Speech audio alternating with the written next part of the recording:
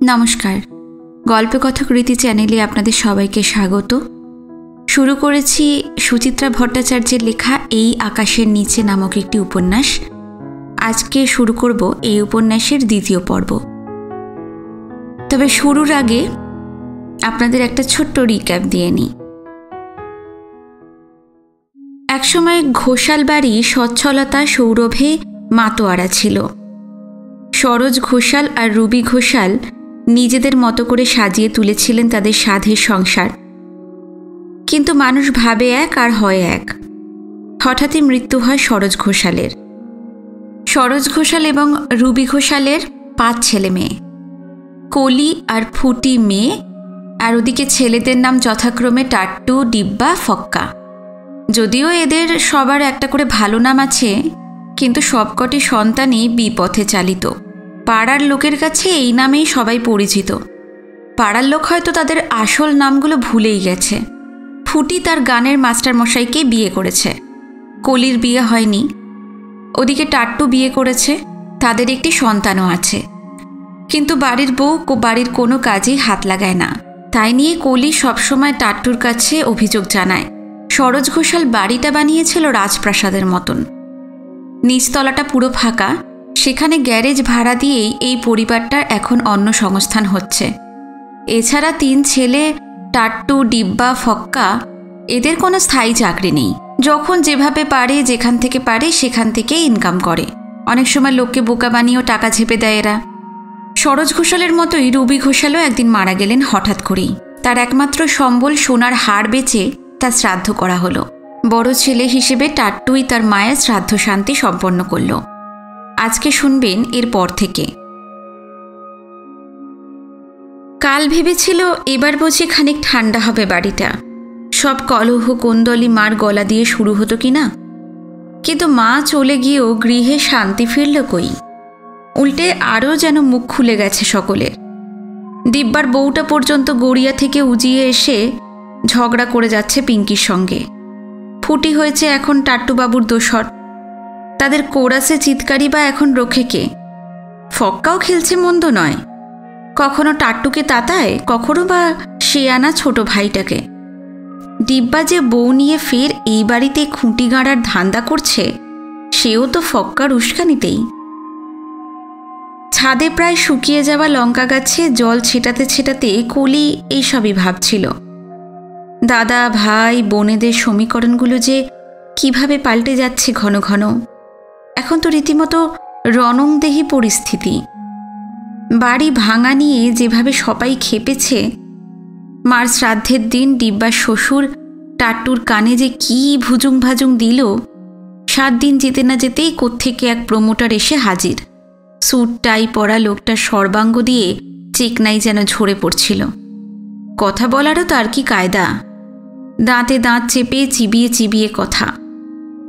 ভুলভাল ইংরেজি বলছে, কিন্তু উচ্চারণ শুনলে মনে হবে এইমাত্র যেন নিউ ইয়র্ক থেকে ল্যান্ড করল। বোধহয় ভেবেছিল ইংরেজি শুনিয়েই পুরো ঘোষাল বাড়িকে কবজা করে ফেলবে। বেটা শুধু ডিব্বাকেই দেখেছে, জানতো না তার ইংরেজি মাধ্যমে পড়া দাদারাও যথেষ্ট সরেস চিজ। পেটে বিদ্যে বুদ্ধি নাই থাক, ফরর ফরর ইংরাজি ছোটাতে তো তারা কোনো ভাই বোনই কম যায় না, বিশেষ করে ফক্কা টাট্টু।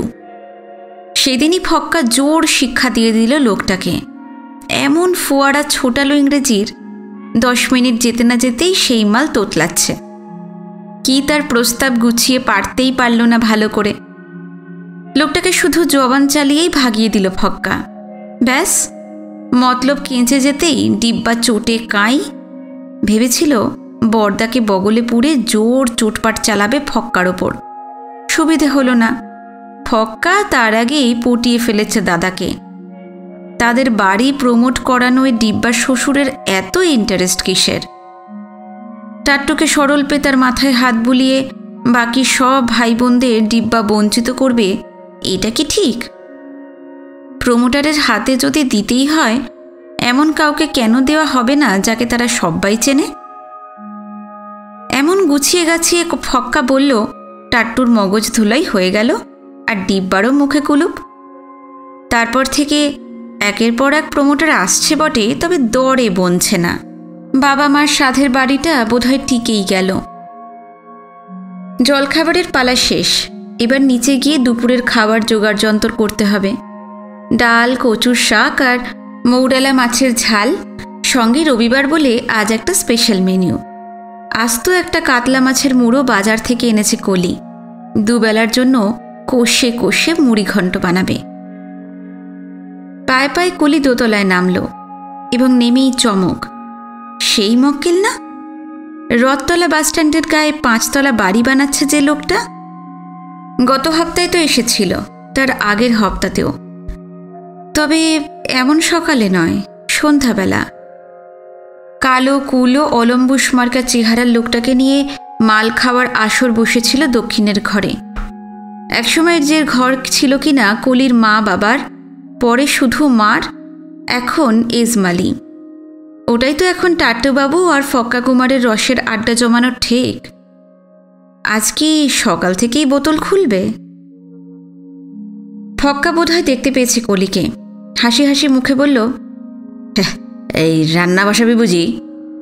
তোদের গেলার বন্দোবস্ত করা ছাড়া এই বাঁধির কোনো কাজ আছে?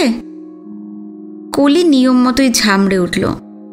অভ্যস্ত গরম সুরেই বলল, শোন, সাফ বলে দিচ্ছি, আমি কিন্তু এখন ওই চাট ফাট সাপ্লাই করতে পারবো না। আরে দূর, মালকে খাচ্ছে এখন। জরুরি মিটিং আছে বুঝলি। কি নিয়ে? বাড়ি ভাঙা। এই জগা দত্তকেই দেবো ভাবছি, আজই ফাইনাল করব। ও তাই বুঝি লোকটার সঙ্গে এত দহরম মহরম? গলা জড়াজড়ি করে মদ গেলা? আরে ওকেই বলে বিজনেস ডিসকাশন। হরতকে চিবোতে চিবোতে ব্যবসা হয় নাকি? দেখিস না, দেশে দেশে আলোচনার জন্য ইয়া ব্যাঙ্কোয়েট হয়। কেন কেন? চর্বচস্যল্যে হোপেও সাঁটাতে সাঁটাতেই তো দিল কি বাত বেরিয়ে আসে।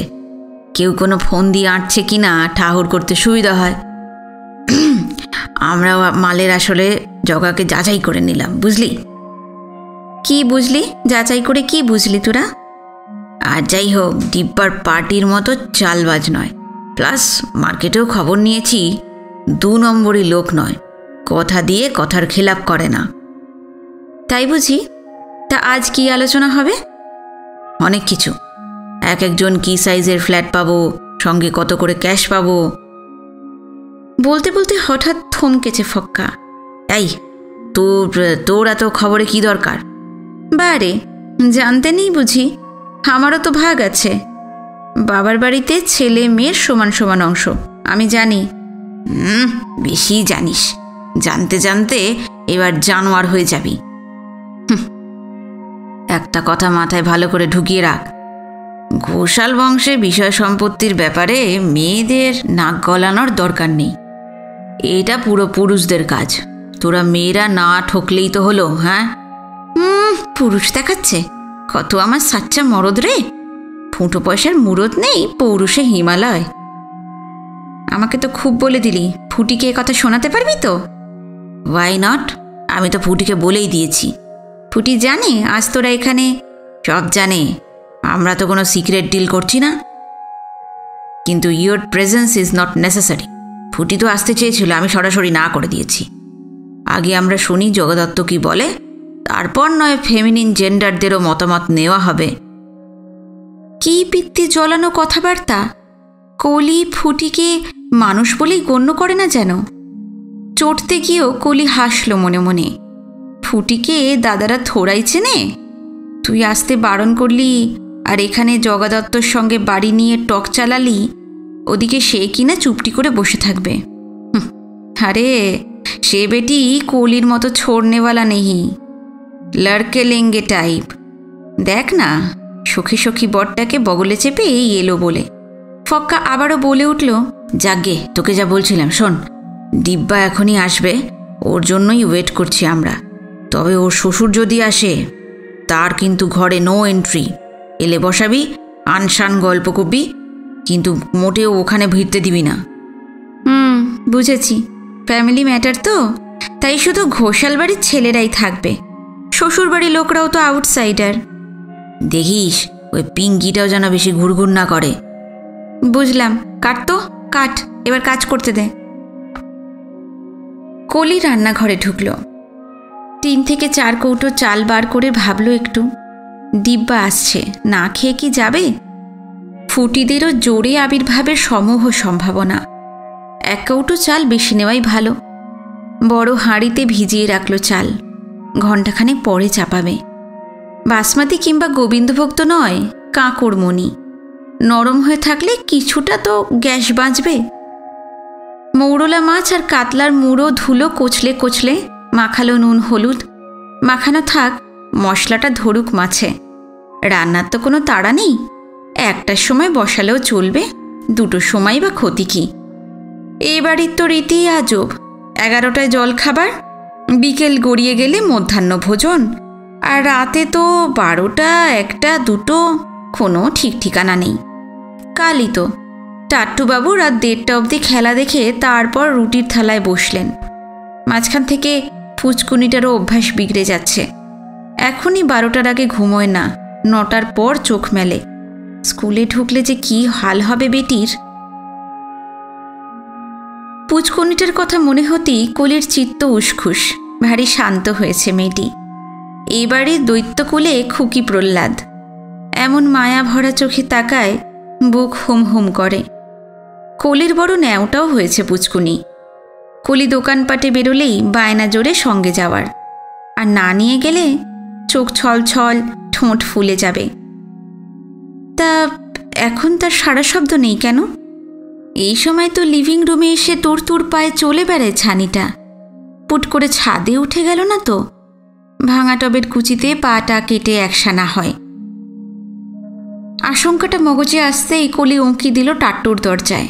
না, হয়তো আছে পুচকুনি, মেঝে থেবড়ে বসে খেলছে পুতুল নিয়ে।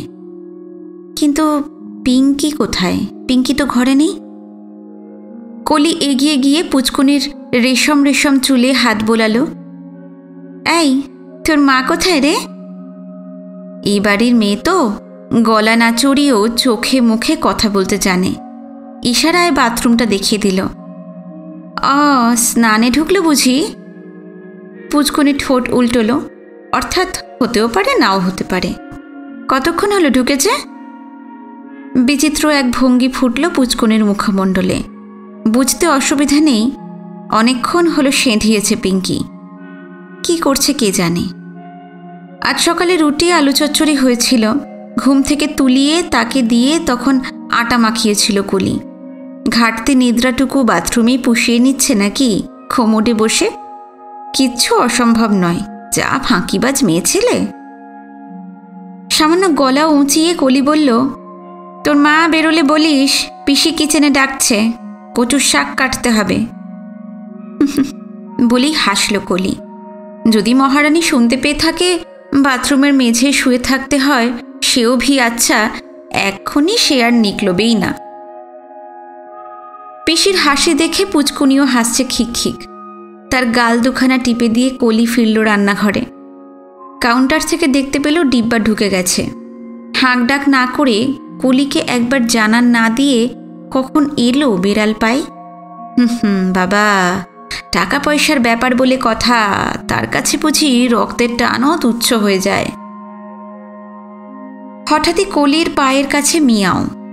মলে যা, ফেলাটা তো সকালে বিস্কুট গিলেছে, আবার করুণ আওয়াজ ছাড়ে কেন? বড্ড নোলা। মাছের গন্ধ পেলেই ব্যাটার বায়না বেড়ে যায়।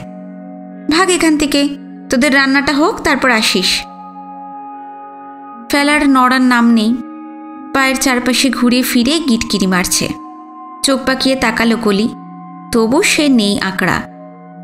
এই সময়টায় কলির মার আদর খেত তো, মাঝে মাঝে সেই আহ্লাদটা জাগিয়ে ওঠে ব্যাটার। ফেলি আর মটকার অত হেলদোল নেই, দিব্যি নিয়ম মাফিক আয়েশ করছে কার্পেটে। জানে যথাসময় ডাক পড়বে, তখন এসে হেলে দুলে খেয়ে কলিকে ধন্য করে দিলেই তাদের দায় শেষ। শুধু ভিক্টরটাই যা আমূল বদলে গেছে। খেতেও আসে না, ব্যালকানিতেই গুটি সুটি মেরে পড়ে থাকে দিনরাত। নিচে ঘিয়ে ভাজার উপস্থিতি টের পেলেই একটা জার্মান হুঙ্কার ছাড়ত আগে, এখন সেটাও বন্ধ। ছেলেমেয়েরা না হোক, এ বাড়ির একটা প্রাণী অন্তত রুবি ঘোষালের শোকে কাতর। ভিক্টরই তার জ্যান্ত প্রমাণ। মুখে একটা বিরক্ত বিরক্ত ভাব ফুটিয়ে মাছের কানকোর একটা কুচি ভেঙে দিল কলি। আর সুবিধে হবে না জেনে ওইটুকু মুখে নিয়েই চলে যাচ্ছে অলস ভঙ্গিতে। তার পাছা দুলিয়ে বিদায় নেওয়া দেখতে দেখতেই কলির প্রায় মুখের সামনেই দড়াম বন্ধ হয়ে গেল মিটিংয়ের দরজা। কলি ঠোঁট উল্টে হাসল। গোপনীয়তার কি বহর, তাও যদি ষাঁড়ের মতো গলা না হতো। টাট্টুবাবু তো প্রেমের বাক্য শোনালেও মনে হয় চোঙা ফুঁকছে, আর ফক্কার ফিসফিসানিতেই তো চমকে ওঠে পাড়া। 10টা মিনিট যাক, রান্নাঘর থেকেই কলি দিব্যি শুনতে পাবে মক্কেল দ্য সিক্রেট টক। নাড়ি ভুঁড়ি কাঁটা মাত্র একত্র করে প্রেসারে চড়িয়ে দিল কলি। একবার তাকালো টাট্টুর দরজায়, না, পিঙ্কির আসার নামগন্ধ নেই। গিয়ে চড়াও হতে পারে কলি, টেনে আনতে পারে পিঙ্কিকে, কিন্তু কাহাতুক কারোর পেছনে পড়ে থাকতে ভাল লাগে। কলি বিরস মুখে কচুর শাকটা কেটে ফেলল, ভিজিয়ে দিল গামলায়। ফ্রিজে এক মালা নারকোলের সঙ্গে ভগ্নাংশ পড়ে আছে, বের করে এনে কুড়ছে। এবার একটু জিরে আদা বেটে নিলেই। কেন টুপি পরাচ্ছ জগাদা? কলির আন্দাজকে সঠিক প্রমাণ করে বন্ধ দরজার ওপার থেকে টাট্টুর নিনাদ উড়ে এলো।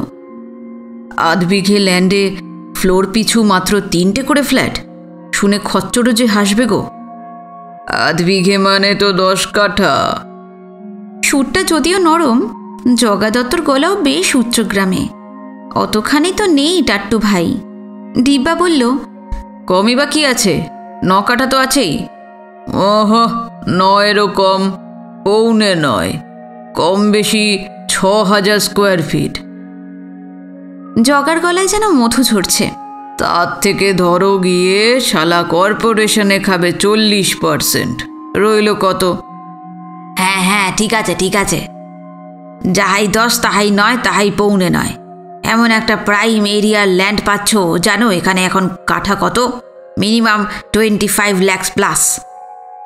আরে অতটা বাড়িও না, 2021-এ এখনো এখানে দিব্যি জমি মিলছে। কতটা চাই বলো, আমি কি নিয়ে দিচ্ছি। থাক থাক, কাজের কথা এসো। আসছি তো, মানে বলতে চাইছি তোমাদের জমিটা তো ঠিক এই স্কোয়ার শেপের নয়। সো হোয়াট, তাতে কি তোমার G+4 আটকাবে? তাহলে আমাদের 5খানা ফ্ল্যাট দিতে তোমার কিসের অসুবিধা? হ্যাঁ বটেই তো, 3+2 5খানা আমাদের চাই। দেখো জগাদা, একটা কথা স্পষ্টি জেনে রাখো, ঘোষাল বাড়ির ছেলেরা হারগিজ বোনেদের চিট করে না। কিন্তু আমি তো আগেই বলেছি টাট্টু, সংখ্যার হিসেবে আমি যাব না। তোমরা পাবে টোটাল 4000 স্কোয়ার ফিট, তাতে 4টে বললে 4টে, 5টা চাইলে 5টা। 4 বহুত কম হয়ে যাচ্ছে জগাদা, আর একটু ওঠো, পুরোপুরি 5। না রে ভাইটু, পর্তায় আসবে না। দেখছো তো লোহার দাম কি হারে চড়ছে, ইট বালি সিমেন্ট তোরাক লাফাচ্ছে। আরে তোমার ঢাববাজি ছাড়ো তো, মিনিমাম আরও 500। এক কাজ করো তাহলে, ক্যাশটা তাহলে ভুলে যাও। ইল্লি রে, ওটা তো আলাদা এগ্রিমেন্ট। আর পর্তা কি দেখাচ্ছ? তোমার এস্টিমেটই তো ডবল টোন মিল্ক, দুধের চেয়ে জল বেশি। প্রত্যেকটা আইটেমেই মিনিমাম 20% করে বাড়ানো। সিমেন্টের কুইন্টাল তো এখন যাচ্ছে। আরে সিন্ডিকেট থেকে মাল নিতে হবে, সেটা কি হিসেব রাখো? এখন তো আর আগের জমানা নেই যে এক ঠাকুরকে নৈবেদ্য চড়ালেই কাজ উতরে যাবে। একে দাও, তাকে দাও, ওকে দিলে আমাকে আরো বেশি দাও। এত দেবতার চরণে ঢালতে ঢালতে আমার লাভের গুড় যে সব খেয়ে যাবে টাট্টু। ফক্কা বলল, আরে সিন্ডিকেট আমি সামলে দেব, তুমি শুধু বলো কত স্কোয়ার ফিটে আমাদের সঙ্গে ফাইনাল করবে। 4.5-এর নিচে কিন্তু ডিল হবে না, এই আমি সাপ বলে রাখছি। ফের তর্ক জমে গেছে। গলা ক্রমশ ফুলছে চার মূর্তির। টেনে হিঁচড়ে 4400 রফা হলো শেষমেশ। অঙ্কে মাথা তেমন খোলে না কলির, তবুও হিসেবটা কষল মনে মনে। প্রতিটি ফ্ল্যাটে 900 স্কোয়ার ফিটের কাছাকাছি দাঁড়াচ্ছে। মন্দ কি, নেহাত তো ছোট হবে না। ফুটিয়া তারপর যেভাবে যতটুকুনি জায়গা নিয়ে কায়স্থপাড়ার বাড়িটায় থাকে, 900 স্কোয়ার ফিট পেলে তো বর্তে যাবে। দিব্যাদের ফ্ল্যাটখানাও 800 ফিট হবে কিনা সন্দেহ। তাহলে ওরও তো লাভই হবে। এ বাড়িতে টাট্টু, ফক্কা, কলিরাও কি মাথাপিছু অতটা? ভাবনার মাঝেই হঠাৎ টাট্টুর ডাক, কলি, এই কলি। কলির ভুরুতে ভাঁজ। হঠাৎ তাকে হাঁক পারছে যে বড়। তবে হ্যাঁ, দাদা ডাকলেই যে কলি কাছা খুলে দৌড়বে সেই বান্দা কলি নয়। ফসফস সিটি মারছে প্রেশার কুকার, পুষিদের ঘ্যাঁটটা সিদ্ধ হয়ে গেছে। ধীরে সুস্থে হাওয়া বার করে পাত্রের ঢাকনা খুলল কলি। তারপর সময় নিয়ে হাতটা ধুলো সিঙ্কে। এইবার হেলে দুলে চলেছে সভায়। পাল্লা ঠেলে ঢুকতেই ফক্কার শ্রীবদনে নজর গেল কলির। ঘাড় চুল করছে ফক্কা। কি রে দিদি, জগাদাকে এক কাপ চা খাওয়াবি না? ঘোষাল বাড়ির সকালবেলার অতিথি। ওরে আমার সুখের প্রাণ গড়ের মাঠ রে। মনে মনে ভেঙচি কেটে কলি টেরিয়ে দেখল জগা দত্তকে। পগিয়া লম্পটের মতো হাবভাব, কেঠো কেঠো গাল, ঢুলু ঢুলু চোখ, ঢেউ খেলানো চুল, শরীর চাটার চাউনি। বেটা দত্তের পো মার বিছানায় কেমন বাবু হয়ে বসেছে দেখো, যেন নিজের বাপের খাট। মুখ বেঁকিয়ে কলি বলল, চা নেই, 50 গ্রাম আনা হয়েছিল, ফিনিশ। তো কফি বানা না। বলেই ঝটাকসে পকেট থেকে নোট বার করেছে টাট্টু। রাজা বাদশার চালে বলল, এই যা, এই মেজোপাতিটা দিয়ে শ্যামার দোকান থেকে 1 পাউচ কিনে আন, সঙ্গে নোনতা বিস্কিট। ডিব্বা দোহার কি দিল, হ্যাঁ রে দিদি, জমিয়ে লাগাতো, তোর হাতে কফিটা দারুণ হয়। ফক্কার গলায় সুমধুর, এই দুধ চিনির মাপ যে তোর কি নিখুঁত হয় কি বলবো। এবার একটা আষ্টে গন্ধ পেল কলি। 2 টাকা বের করতে যার পিছন ফাটে সেই দাদা কিনা 50 বাড়িয়ে দিল। তলে তলে সুরে গ্যাস খাওয়াচ্ছে বাকি 2 মক্কেল। ব্যাপারখানা কি? নগদ নিয়ে দর কষাকষির আগে কলিকে সিন থেকে পুরো ভাগাতে চায়। বাবা, কলি সব বোঝে। করবে তেঁটেপনা। কলি যদি এখন না নড়ে, গোষ্ঠীর কাজের বাহানা তো আছেই। রান্নাবান্না পড়ে লিভিং রুমটা পর্যন্ত এখনো সাফসুতরো করা হয়নি। শটান বলে দেবে টাট্টুকে, তোর পিপু ফিসু বউকে পাঠা। সে বেটি ঘরে ঘাপটি মেরে বসে থাকবে আর কলি রান্নাবান্না ছেড়ে ছুটবে দোকানে। এটা কি অন্যায্য বায়নাক্কা নয়? কলি অবশ্য কিছু বলল না। বলা মানেই তো আর এক রকমের ঝকমারি। কথা পাতে পড়া মাত্রই শুরু হয়ে যাবে 3 ভাইয়ের গাঁক চিৎকার। বাইরের লোক ফোক মানবে না, এ ওর দিকে আঙুল তুলবে, ও তাকে শাসাবে, বউকে ডেকে হয়তো লোক দেখানো খিস্তি ছোটাবে দাদা। অমনি পটের বিবিটিও কোমর বেঁধে গোলাগুলি ছুড়বে। না, মেগা সিরিয়ালের অমন একটি এপিসোড দত্তর পোকে মোটেই শো দেওয়ার বাসনা নেই কলির। বরং এই মুহূর্তে একটু সরে থাকাই ভালো। 3 ওস্তাদ দড়ি টানাটানি চালাক, ফলাফল আপসেই এসে যাবে কলির কানে। টাট্টু চাপতে চাইলে ফক্কা উগড়ে দেবে, ফক্কা গিলতে চাইলে ডিব্বা তো বলবেই। শুধু একটু চাকচির অপেক্ষা।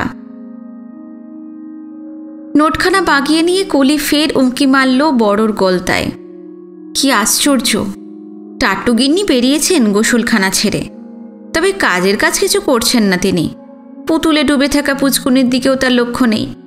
আয়নার সামনে বসে এক মনে লোশন ঘষছেন মুখে। কলি দরজা থেকে হুল ফোঁটালো। কেন ক্রিমে শ্রাদ্ধ করছিস রে? তোর ওই ব্ল্যাক জাপান কালার কি ঘুচবে? ফর্সা বলে তোর খুব গুমন? আয়নায় নিজেকে দেখেছিস? রূপের তো ধুচুনি। তোর মতো রূপচর্চা করলেই আমি সুন্দরী হতাম রে। কথাটা শুনিয়ে একটু যেন তৃপ্তি পেল কলি। সে যে একসময় হতকুচ্ছিত ছিল না। শৌখিন পোশাক আশাক পরলে বহু ছেলে যে তার দিকে প্যাট পেটিয়ে তাকিয়ে থাকতো, কত যুগ আগের সেই স্মৃতি যেন ঝালিয়ে নিল মনে মনে। ঠোঁট টিপে বলল, যাগে, তোর সঙ্গে ফালতু বকার আমার টাইম নেই। সংসারের কাজে তো তোর 1000 প্যাক না, নিজের মেয়েটাকে তো একটু দেখতে পারিস। এই এই শোন, জ্ঞান মারিস না তো, সে তো আমার সামনেই আছে। ব্যাস, তাতেই হয়ে গেল বল? তার স্নান নেই, খাওয়া নেই, কিচ্ছু নেই। ওর ভাতটুকু অন্তত বসিয়ে দে, সঙ্গে আলু আর ডিম সেদ্ধ। কেন, তুই কেন চড়াসনি? ও, পয়দা করবি তুই, আর সব দায় বুঝি পিসির। বাক্যটি ছুঁড়ে দিয়ে কলি পিছন ঘুরে সোজা সিঁড়িতে। রেলিং ধরে ধরে নামছে ঈষৎ খুঁড়িয়ে খুঁড়িয়ে। উপায় কি, পায়ের তলায় যা বড় বড় কড়া, ওজনও যা বেড়েছে, বাপরে। মাত্র 38-এই এই হাল, 58-68-তে যে কি হবে কে জানে।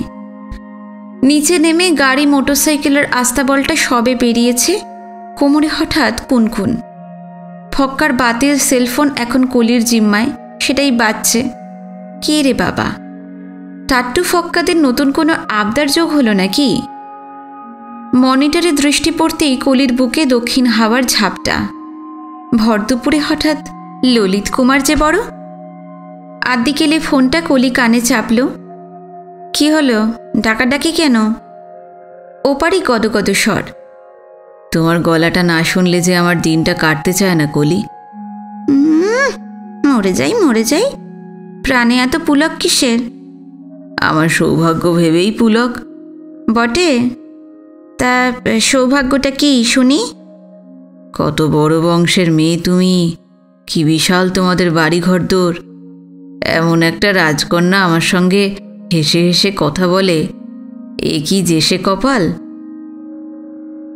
ললিত এমন একটা সুরে রোজ কথাগুলো বলে, এই বয়সেও নিজেকে একটা সত্যিকারের রাজকন্যা ভাবতে স্বাদ জাগে কলির। এর চেয়ে ডাহা মিথ্যে আর কিছু নেই জানা সত্ত্বেও।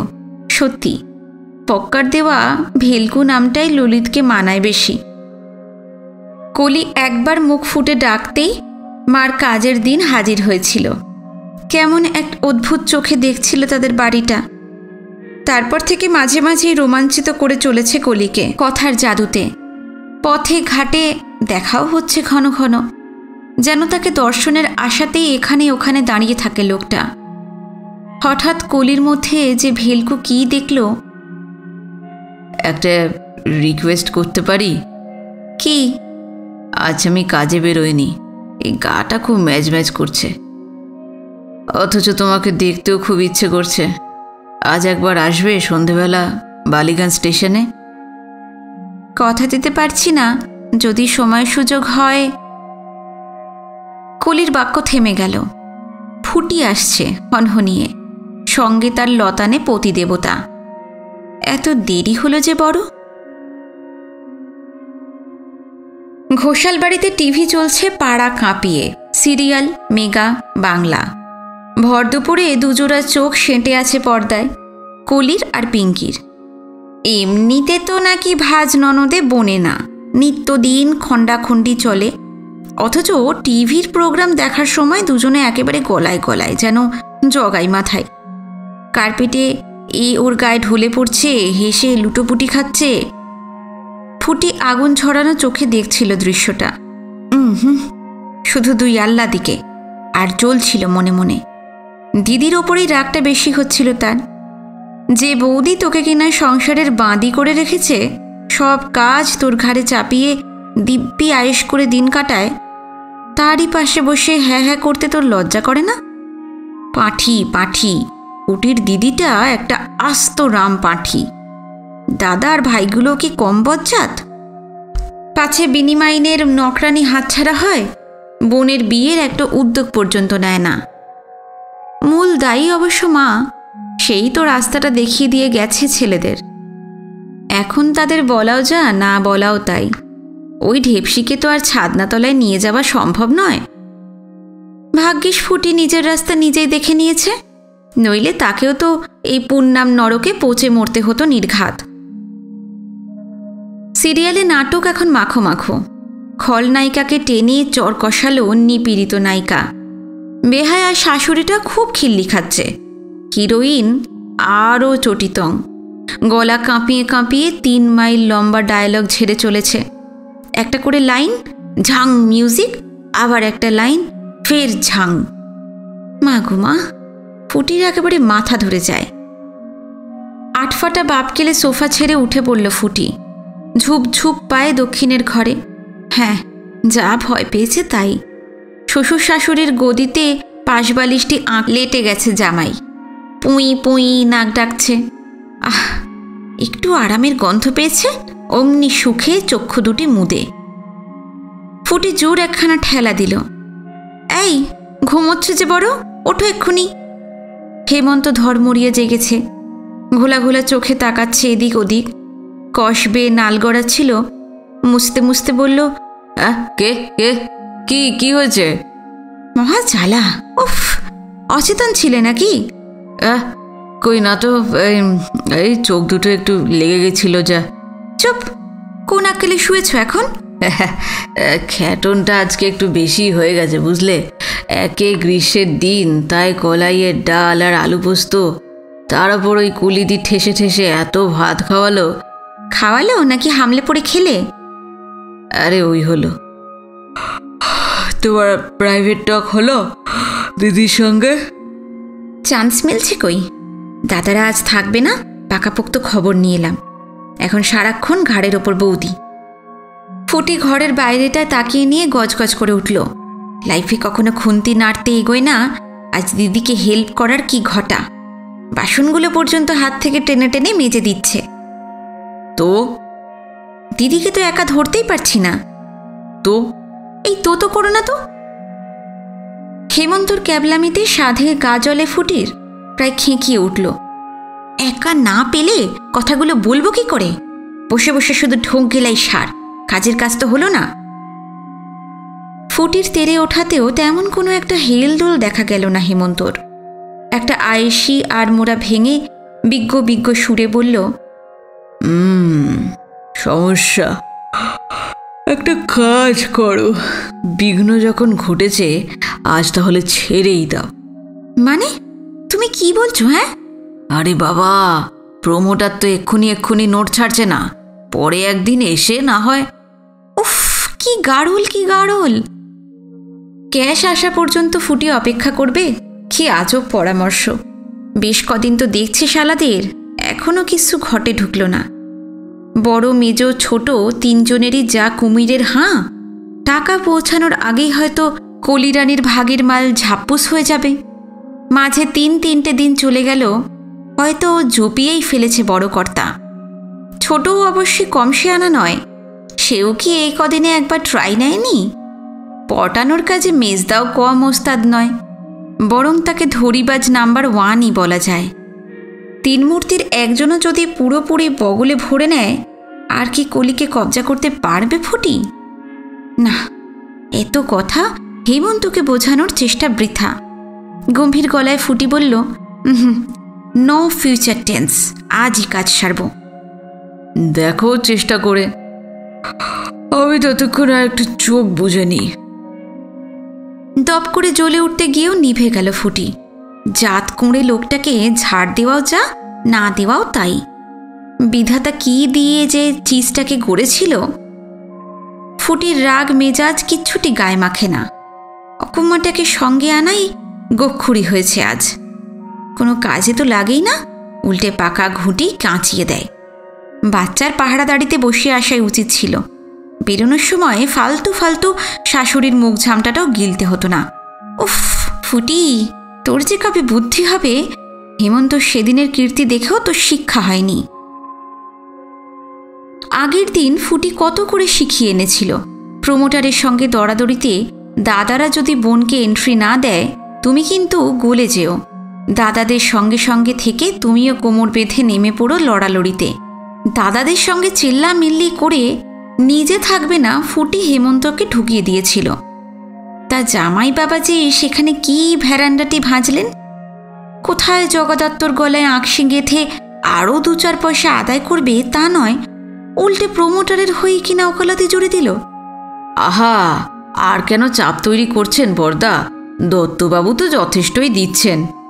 যাই বলুন মেজদা, জগদীশবাবুর তো এটাই ব্যবসা, তারও তো মোটামুটি লাভ থাকা দরকার।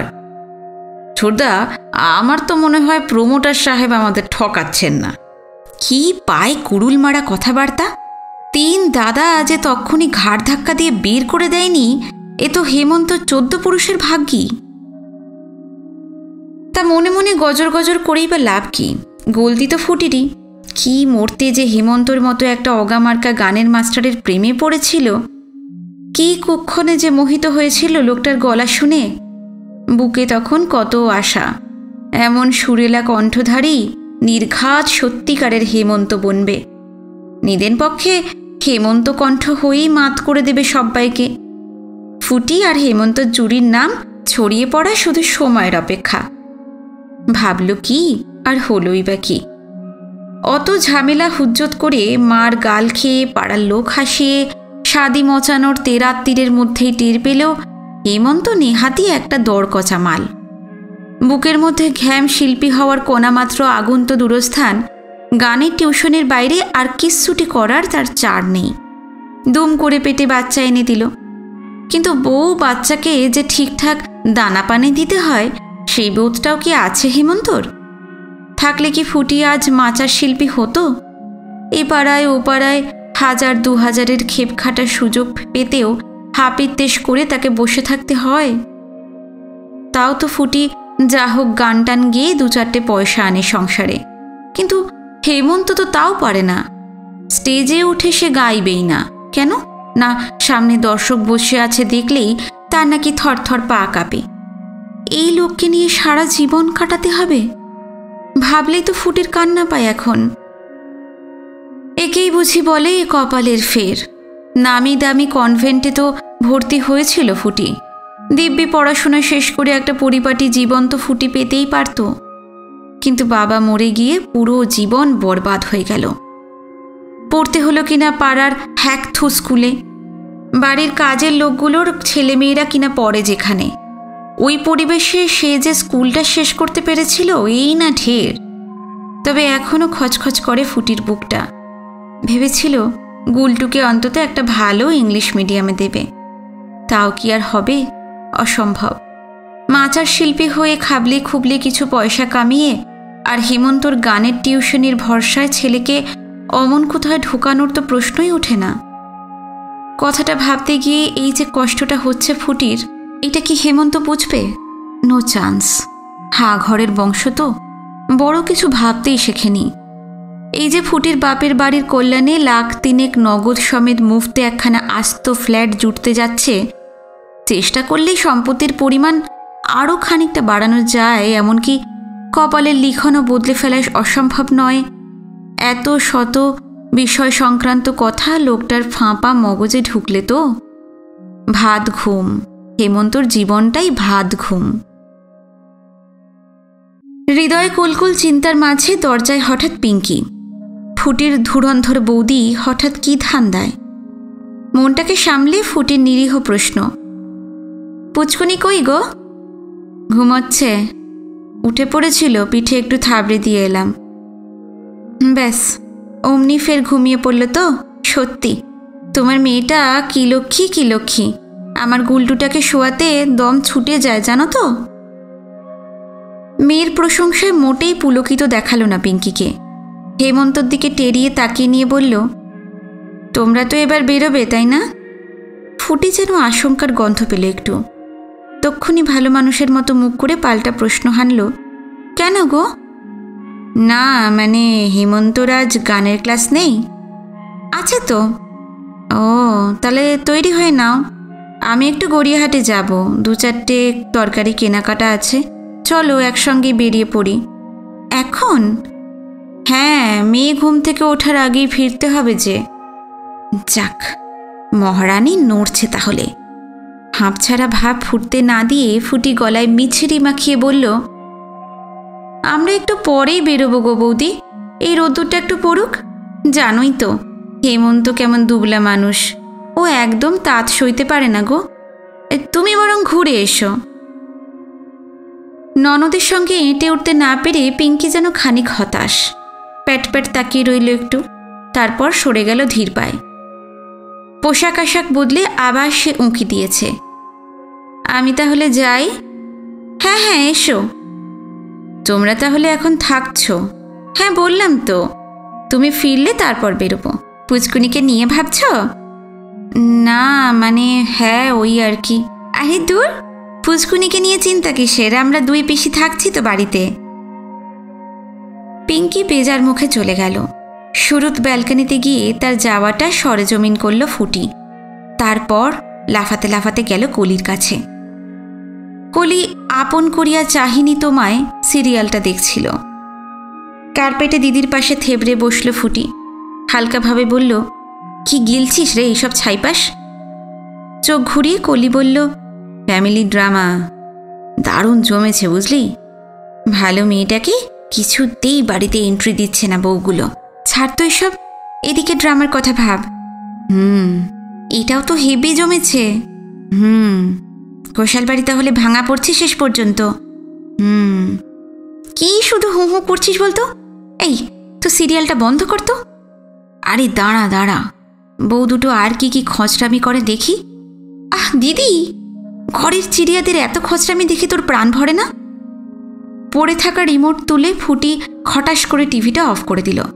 সামান্য গলা ঝেড়ে বলল, শোন, দরকারি কথা আছে, একটু মন দিয়ে শোন। কলি বিরস মুখে মুখ চুলকল। আরে সিরিয়ালটা শেষ হলে বলা যেত না? না, সময় নেই হাতে। হারামজাদিটা কখন ঘুরে আসে তার ঠিক আছে। কার কথা বলছিস? পিঙ্কির কথা? তার সঙ্গে তোর দরকারের কি সম্পর্ক? আছে আছে। কলির হাতখানা ধরল ফুটি। নিজের ফিউচারের কথা কিছু ভেবেছিস? ফিউচার আমার? হ্যাঁ রে বাবা, তোর।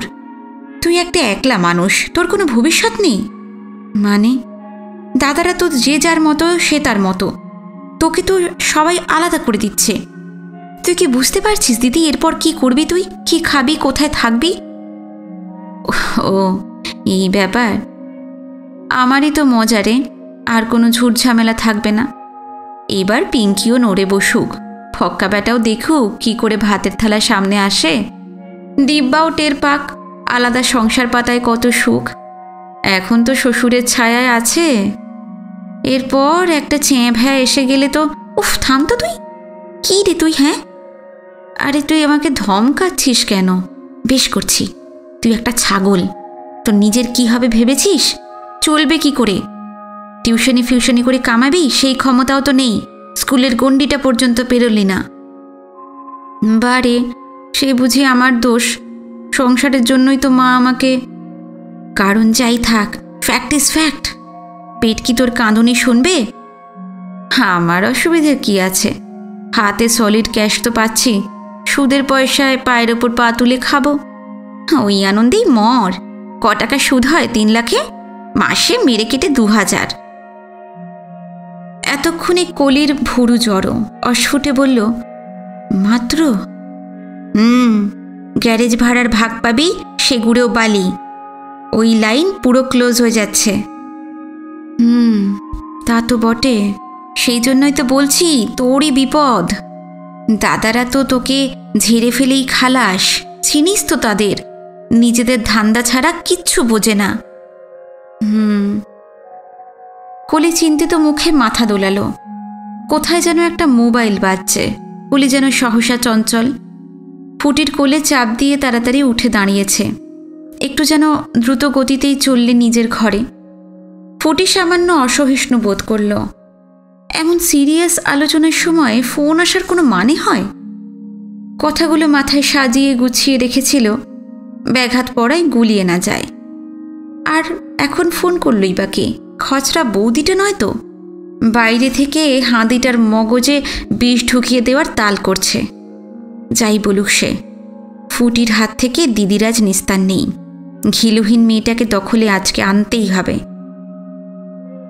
কলি ফিরছে, মুখে কেমন আনমোনা আনমোনা ভাব। কাছে এসে বলল, এই 4:30 তো বাজে, এবার চা বসাই বল। না না শোন, পরে হবে খুন, এখন বস তো। কার ফোন ছিল রে? না না তেমন কেউ নয়। কে করেছিল বলবি তো? বড় বৌদি? না না, পিঙ্কি কেন হবে? অন্য একজন। সেটা কি জানতে পারি? নিশ্চয়ই কোনো প্রেমিকের কল নয়। করতেও তো পারে, আমার কি কেউ থাকতে পারে না? খুব রঙ্গ শিখেছিস। তোর লাভার? হ্যাঁ, ফোন করেছিল? উফ, এতে এত খিল্লি খাওয়ার কি আছে? অফ অল দ্য পার্সনস তুই প্রেম করছিস? ভাবলি পেটটা এমন গুড়গুড় করে? দেখবি সত্যি সত্যি যেদিন এনে হাজির করব টের পাবি। আচ্ছা শোন, সে হবেক্ষণ। তাকে দেখে আমরা ফ্ল্যাট হয়ে যাব। যাকে কাজের কথাটা শোন। কি কাজ রে? যা বাবা, উফ, ভুলে মেরে দিলি। তোর ফিউচার নিয়ে ডিসকাস করছিলাম। ও হ্যাঁ, বল কি বলছিলি যেন? দাদারা তোকে একটু ফালতু বোঝা ভাবে, কিন্তু তোর কিছু হলো না হলো তাতে তাদের কাঁচকলা। কিন্তু আমি তোর একমাত্র বোন দিদি, আমি কি তোর কথা না ভেবে পারি বল? তোর চিন্তায় চিন্তায় আমার তো ঘুম উবে যাওয়ার জোগাড়। ও তাই বুঝি? ইয়েস দিদি যান, তবে ভেবে ভেবে একটা সলিউশনও পেয়েছি আমি। আমরা যদি জয়েন্টলি বিজনেস করি কেমন হয় বলতো? ব্যবসা? তুই আর আমি?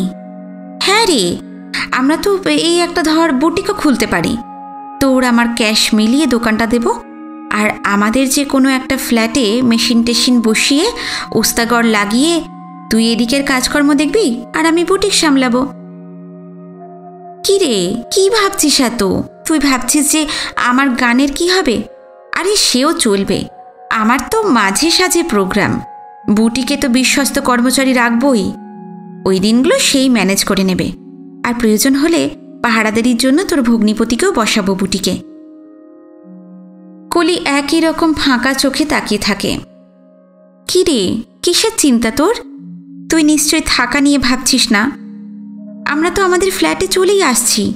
একটা ফ্ল্যাটে ওয়ার্কশপ, অন্যটায় আমরা দুই বোন মিলে থাকব। কি রে বল না, আইডিয়াটা গ্র্যান্ড না? কলির ঠোঁটে জবাব ফুটল না, কি যেন ভাবছে, ভেবেই চলেছে। ফুটি ফের বলল, তাহলে কিন্তু আমি ধরে নিচ্ছি তুই রাজি। আমাদের মিলিজুলি ব্যবসা হচ্ছে। দেখ না, দুজনে আমরা কামাল করে দেব। নামটা তুই ঠিক করবি। আমি কিন্তু বুটিকের জায়গা খোঁজা শুরু করে দিলাম। এবারও কোনো কথা বলল না কলি। দিদির নীরবতাকে আর আমল দিল না ফুটি। খুশি খুশি গলায় বলল, যা এইবার চা বসিয়ে দে। কলির মাথা অল্প নড়ল, ঠোঁটটাও। বিড়বিড় করে বলল, যাই। বলে নিজে নিজেই উঠতে চেষ্টা করছিল। ফুটি প্রায় টেনেই তুলল তাকে। ফুরফুরে মেজাজে চলেছে দিদির সঙ্গে, কণ্ঠও তার থেমে নেই, পাখি পড়ার মতো বলে চলেছে। আর হ্যাঁ, বুঝলি তো, দাদারা কিন্তু এখন খুব ভালো মানুষ সাজতে চাইবে। ভুজুং ভাজুং দেবেন, তার উদ্দেশ্য তো তাদের একটাই, তোর টাকাটা যে করে হোক হাতানো। একটা ওয়ার্ডও কিন্তু কানে তুলবি না, ওদের ফাঁদে পা দিলেই তোর সর্বনাশ। এমন একটা চমৎকার বন্দোবস্ত হয়ে যাচ্ছে, ওদের পাত্তা দিবি বা কেন? হ্যাঁ, মনে থাকবি তো তোর, আমার সুইটি সুইটি দিদি? কলির গালে গাল ঘষল ফুটি। অনেক অনেক বছর পর আড়ে আড়ে দেখছিল দিদিকে। ভিতরে উচ্ছ্বাস জাগলেও শঙ্কাটা যেন যাচ্ছে না কিছুতেই। মুখখানা অমন করে রেখেছে কেন দিদি? নিষ্পৃহ, নিষ্প্রাণ। টোপখানা কি গিলল কলি রানী? এত সুন্দর লোভনীয় প্রস্তাব, তবু কলি কেন মন খুলে হ্যাঁ বলল না ফুটিকে? আজকের পর্ব এখানে শেষ করলাম। আশা করি ভালো লেগেছে আজকের পর্বটি। কমেন্টে অবশ্যই জানাবেন।